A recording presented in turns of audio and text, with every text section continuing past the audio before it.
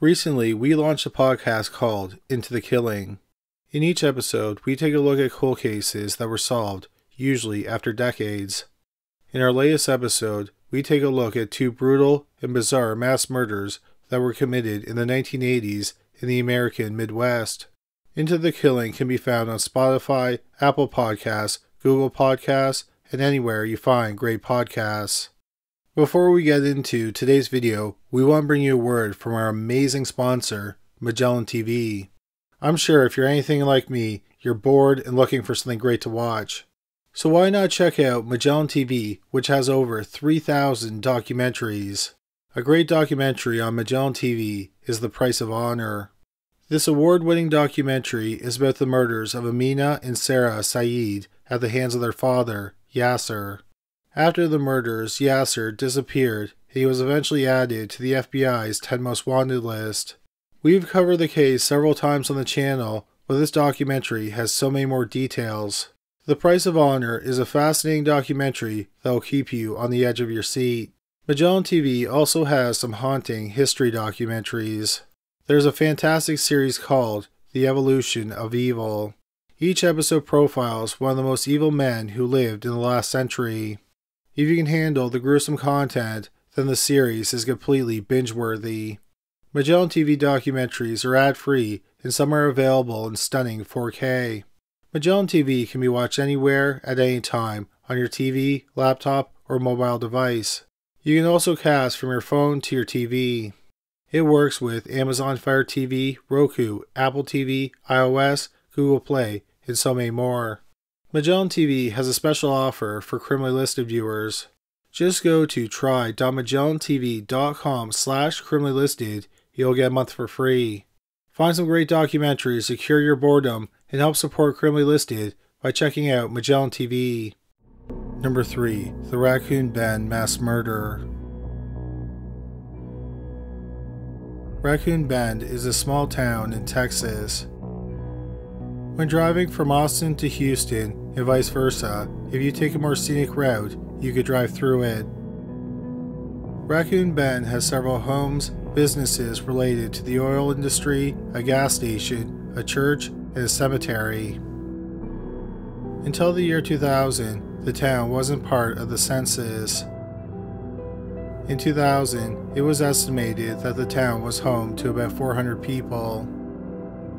In 1996, 86-year-old Will Stevenpool lived in a mobile home in the town. He had been living alone after his wife died 6 years earlier. Stevenpool raised cattle and he sold pecans that grew on the trees on his property.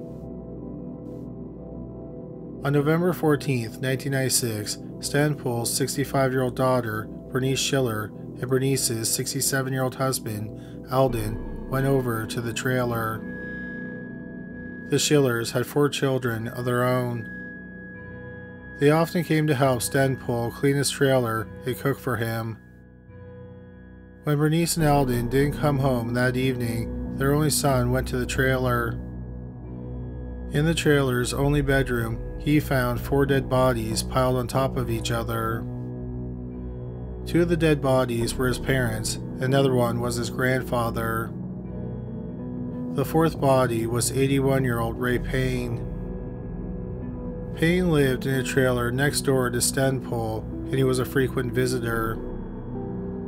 Payne was married, and he and his wife had 2 children together. All the victims had been shot, most likely with a rifle or a shotgun. In total, 8 shots were fired into the victims. It appeared that they fell on top of each other as they were shot. The investigators called the crime scene a bloodbath. Apparently, the wounds were gruesome. The funeral director would not allow family members to view the bodies. There were no signs of a break-in or forced entry. The police initially thought that the motive behind the 4 murders was robbery. Will Stevenpool was well known around the town, and people knew he didn't trust banks. Instead, he kept his money at home. But Nothing appeared to have been stolen from the mobile home. The police found about $700 and other valuables untouched in the mobile home. Unfortunately, no arrests were made in the wake of the murders. The police interviewed hundreds of people. They also gave evidence to the FBI. The police had a prime suspect, but they did not have enough evidence to charge him. They have not publicly identified the suspect, but they have said he is a resident of Racoon Bend, and as of 2009, he was still living in the town. The family members of the victims were deeply disturbed by the murders. Tracy Schiller, one of Alden and Bernice's daughters, said, "They are all missed. They were great people. They didn't hurt nobody. They went about their own business. They helped everybody they could. And they are gone because of someone else's selfishness." The family also vowed to get justice in the case. Wendy Lamp, another daughter of Alden and Bernice, said that no matter what it took, no matter how hard, that we would someday see justice for them. The Sheriff's Department believes that the case could be solved. In 2009, 13 years after the murders, investigators told a TV station in Houston that new technological advances might help crack the case. By the time of this video, no arrests have been made.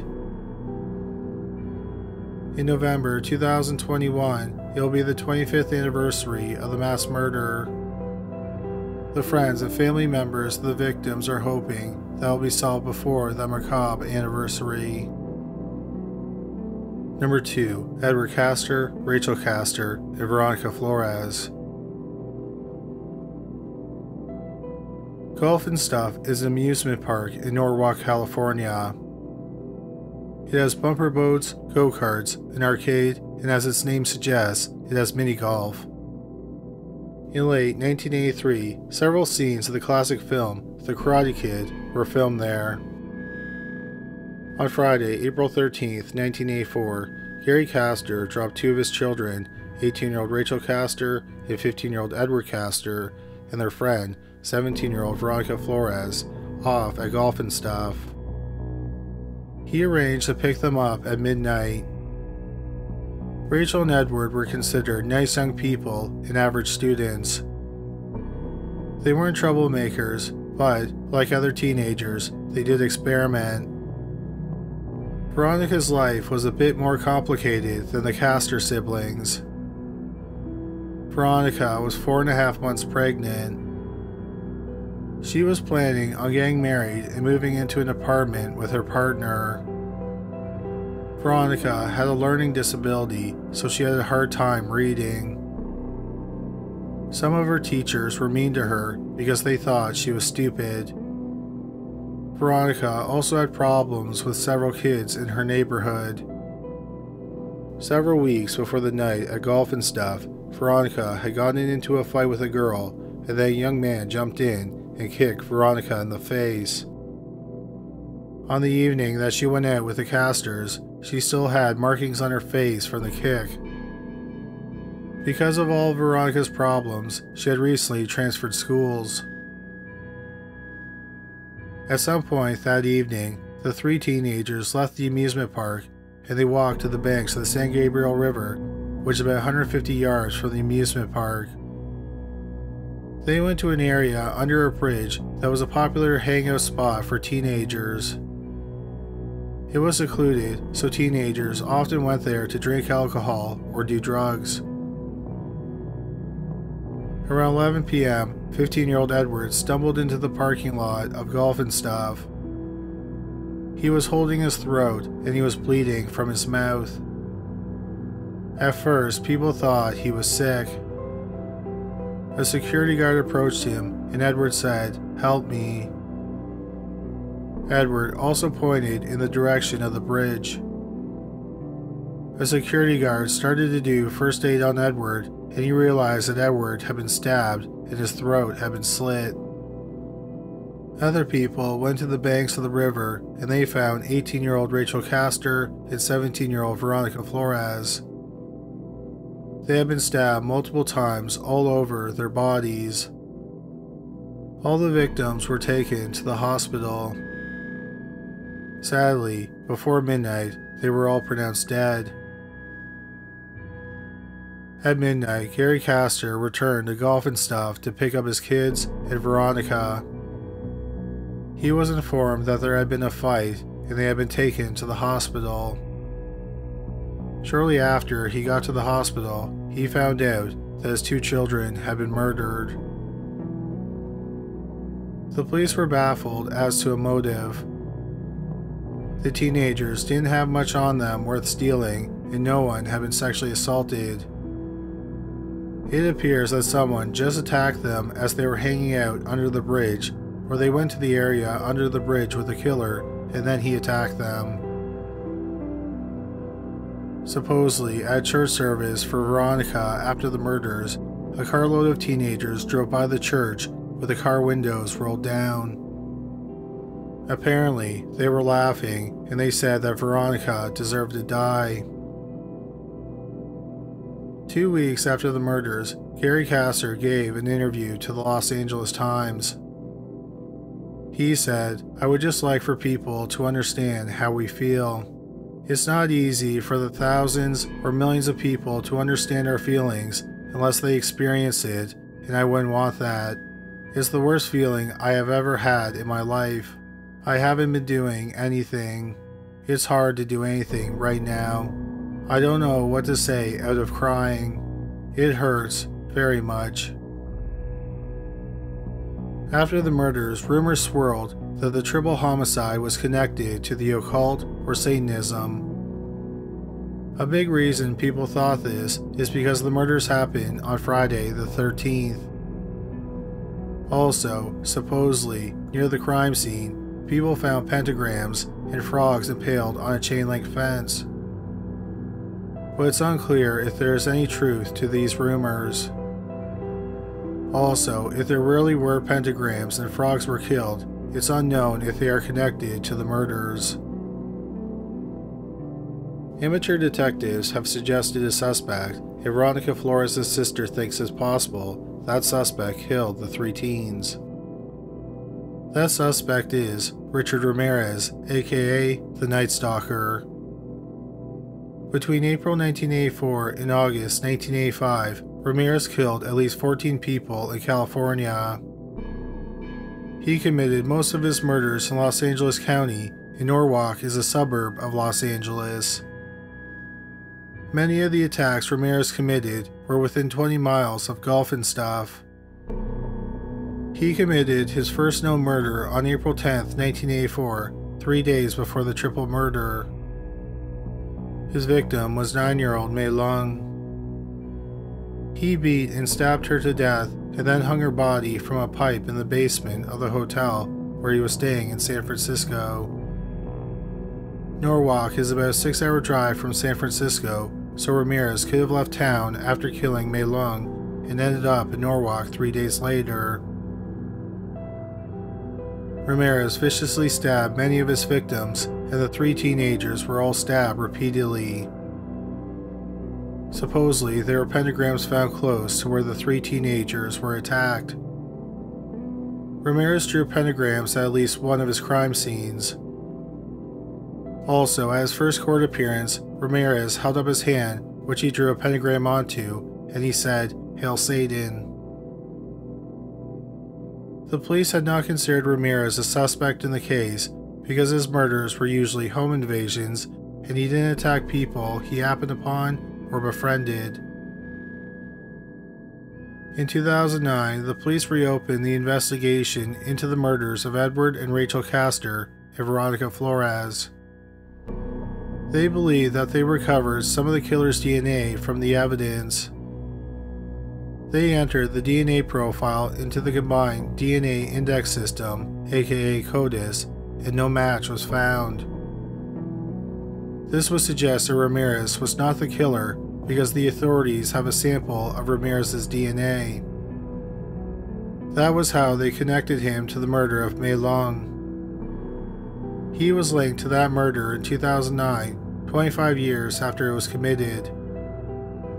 Before that, it was previously believed that Ramirez's first victim was 79-year-old Jenny Vincow, who was killed in June 1984, about 3 months after the 3 teenagers were murdered. So if Ramirez had killed the teenagers, his DNA would have been matched to the DNA left at the crime scene. The police said that they were open to the idea that Ramirez was the killer and they would investigate him. Richard Ramirez died in prison in 2013 at the age of 53, 4 years after the police reopened the investigation into the 3 murdered teens. If the police were able to connect Ramirez to the triple homicide, they have never made that news public. At the time of this video, the murders of Edward Kaster, Rachel Kaster, and Veronica Flores are considered cold. Number 1. The Cruces Bowling Alley Massacre. The Cruces is a city in southern New Mexico. It's about 40 miles from the border of Mexico. In 1990, it had a population of about 58,000 people. 34-year-old Stephanie Senek was a resident of the city. She was the manager of La Cruces Bowl, which was owned by her father, Ronald Senek. Just after 8 o'clock on the morning of Saturday, February 10, 1990, Stephanie was in the bowling alley's office. She was counting receipts for the day before, and she was prepping for the day. The bowling alley was set to open at 9 a.m. That morning, Stephanie's daughter, 12-year-old Melissa Repass, and Melissa's friend, 13-year-old Amy Hauser, were at the bowling alley with her. Melissa and Amy were planning on running the bowling alley's daycare that day. Also in the bowling alley that morning was 33-year-old Ida Hogine, who was the bowling alley's cook. Suddenly, 2 men armed with .22 caliber handguns entered the alley. They led Ida, Melissa, and Amy into the office where Melissa's mother, Stephanie, was working. They had them all lie face down on the office floor. One of the men emptied the safe, and the other man made sure that all 4 of them stayed on the floor. Once the men had the money, they shot all the victims multiple times. Just after the shooting came to an end, 26-year-old Steve Turan came into the bowling alley. He was the alley's mechanic. Steve had just put in his 2 weeks' notice. With him that morning was his stepdaughter, 6-year-old Paula Hogine, who was not related to Ida Hogine, and his 2-year-old daughter, Valerie Turan. Steve had a problem finding a babysitter that morning, so he was going to place the children in the alley's daycare for the day. The 3 of them made their way to the office, and when they got there, they found the 2 gunmen. Steve, Paula, and Valerie were also shot multiple times. In total, the gunmen fired 25 bullets, many of them at close range. After shooting all 7 people, they set the bowling alley on fire. Amazingly, even though 12-year-old Melissa had been shot in the head, she managed to get to a phone and she made this 911 call. Emergency. Please help me. Well, slow down. We were all shot and hold up. Okay. Where are you at? 1201 East Amador, Las Cruces Bowl. Las Cruces Bowl? Yes. Okay, and there were shots fired? Yes. All of us were hurt. Huh? All of us were hurt. I think I'm the only one conscious. All of you were hurt? Okay, we'll get an ambulance rolling. Please. Okay. What's your name? Melissa Repass. Please hurry. Okay, Melissa, we've got them dispatched. Did you see who did it? No, sir. They told us all to get down. They shot me 5 times. Okay. We'll get them rolling, Melissa. Just hang on. Take a deep breath. We've got patrol units in route. How many people are hurt? 1, 2, 3, 4, 5, 6, 7. 7 people are hurt? Yes, I think. 7 subjects hurt. Okay. Sorry. Okay, Melissa. It hurts. It hurts. Okay. Melissa, I've got an ambulance and I've got the police officers en route. They'll be with you just shortly. Okay. Okay? First responders arrived on the scene shortly after the call. 26-year-old Stephen Turan, his 6-year-old stepdaughter Paula Holgene, and 13-year-old Amy Hauser were all pronounced dead at the scene. 12-year-old Melissa Repass, her mother, 34-year-old Stephanie Senig, the bowling alley's cook, 33-year-old Ida Holgene, and Stephen's daughter, 2-year-old Valerie Turan, were all rushed to the hospital. Sadly, 2-year-old Valerie was pronounced dead on arrival. Stephanie, Melissa, and Ida all survived, and they were eventually released from the hospital. After the mass shooting, the police immediately set up roadblocks and screened everyone leaving the city. But no arrests were made that day or in the weeks or months afterward. It's believed that the men stole somewhere between $4,000 and $5,000. Based on the witnesses' descriptions, the police developed 2 sketches. The shooters were described as Hispanic and spoke perfect English. One man was 5'10" and weighed around 160 to 170 pounds. He had brown hair, brown eyes, and a mustache. He was about 24 to 34 years old. The second man was shorter and older. He was about 5'6" and he weighed around 140 pounds. He had gray or white hair with brown eyes. He also had a slight Spanish accent. It was estimated that he was between the ages of 48 and 54. If the men are still alive at the time of this video, the first suspect would be between the ages of 59 and 65. The second man would possibly be between the ages of 79 and 85. Sadly, Stephanie Senig died 9 years after the shooting at the age of 43 from complications from injuries she received during the massacre. The brutal crime was profiled on Unsolved Mysteries and America's Most Wanted twice, but these programs did not lead to any arrests. The police think that the killers might be connected to the Cuban community that lived near the bowling alley. What many people had a hard time understanding is why did they shoot everyone? They already had the money and no one was giving them a hard time. The police suspect that the killers were professionals and that the goal was to commit the murders instead of the robbery. The police think that the killers came from out of state. One theory is that the murders were committed to get revenge against the owner of the bowling alley, Ronald Senig, the father of Stephanie and grandfather of Melissa. The police were further convinced of this theory after Ronald didn't cooperate with the investigation. However, the police have never been able to confirm if someone from the Cuban community was involved or if it was an act of revenge. It wasn't long before the case went cold, and it's been that way ever since. When the first responders arrived on site, they put out the fire with fire extinguishers.